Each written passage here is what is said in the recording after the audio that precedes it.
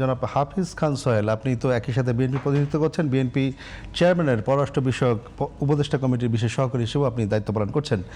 বিএনপির যে অবস্থান, আমরা যে আলোচনা শুরুতেই ব্যারিস্টার শাহরিয়ার যে অভিযোগটি তুললেন, যে যেই রাষ্ট্রপতি বলা হচ্ছে যে আওয়ামী লীগকে সহযোগিতা করেছে, এখন বিএনপি তার অনেকটা পক্ষে অবস্থান নিয়েছে, এটা তিনি বলতে চাচ্ছেন, কি বলবেন?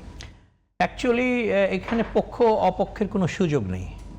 দেশ একটা অবকাঠামোর মধ্যে ফিরেছে, সংসদীয় গণতন্ত্র হয়েছে, মানুষ তার রায় দিয়েছে। এখন নির্বাচিত হিসাবে বিএনপি আজকে যে রাষ্ট্রের সেবক হিসেবে দায়িত্ব পেয়েছে, বিএনপির কিছু ক্রাইটেরিয়া আছে, বিএনপির কিছু নিয়ম নীতি আছে। রাষ্ট্র পরিচালনা করতে গেলে অনেক কিছু করতে হয়, সেই বাধ্যবাধকতা এগুলো হচ্ছে। এখানে অনেকটা এরকম, ওই ভাই যে বললেন যে তার মধ্যে কোনো অনুশোচনা নাই, এখন হয়েছে কি, মানুষের চেহারা যদি ওরকম হয়, এক লোক সবসময় হাসে, এখন দুঃখের মধ্যে তার চেহারা ওরকমই, সেটা আপনি কিভাবে চেঞ্জ করবেন?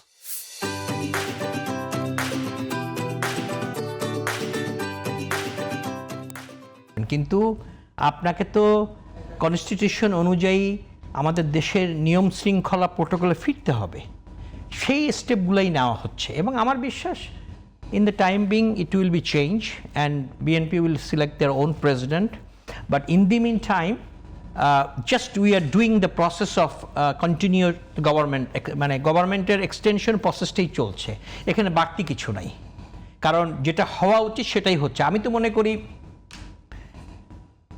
মনে করি আজকে আমাদের মাননীয় প্রধানমন্ত্রী যে কাজটা করেছেন এই রাষ্ট্রপতিকে এনে, আমি তো মনে করি এটা সঠিক কাজ করেছেন। যে সরকার, হাসিনা সরকার, এতগুলা সেনাবাহিনী অফিসারকে মৃত্যুর দিকে ঠেলে দিয়েছে পরিকল্পিতভাবে, সেই সরকারের রাষ্ট্রপতি আজকে এসে প্রধানমন্ত্রীর সাথে ওদের দাবি দেওয়া, ওদের কথা শুনতে বাধ্য হচ্ছে। I think that's more important. যে আগে তো এগুলো কেয়ার করতো না, আগে তো এগুলো পাত্তা দিত না, এখন আপনারা যা করবেন you have to face the consequence. আমি মনে করি এটা সরকারের চলতে গেলে ধারাবাহিকতা এগুলো প্রতিফলিত হয়, এবং আমি মনে করি আমাদের সম্মানিত প্রধানমন্ত্রী ঠিক পথেই আছেন, একটু সময়ের ব্যাপার, ইট উইল বি চেঞ্জ। এবং সাক্ষাৎকার নিয়ে কী বলবেন, যে যেই 2 দিনের সাক্ষাৎকার আমরা দেখেছি দৈনিক কালের কণ্ঠে, এবং তিনি বলেছেন যে বিএনপি তার পাশে ছিল, সশস্ত্র বাহিনী তার পাশে ছিল। এখন হয়েছে কি, উনি রাষ্ট্রপতি, উনি সাক্ষাৎকার দিয়েছেন, উনি দেশের 1 নম্বর ব্যক্তি। এখন উনি যেভাবে কথা বলছেন, এটা উনি বলতে পারেন কি পারেন না, এটা আমাদের কনস্টিটিউশন বা আমাদের ধারাবাহিকতার ব্যাপার। কিন্তু বাংলাদেশ যে পর্যায়ে চলে গেছে,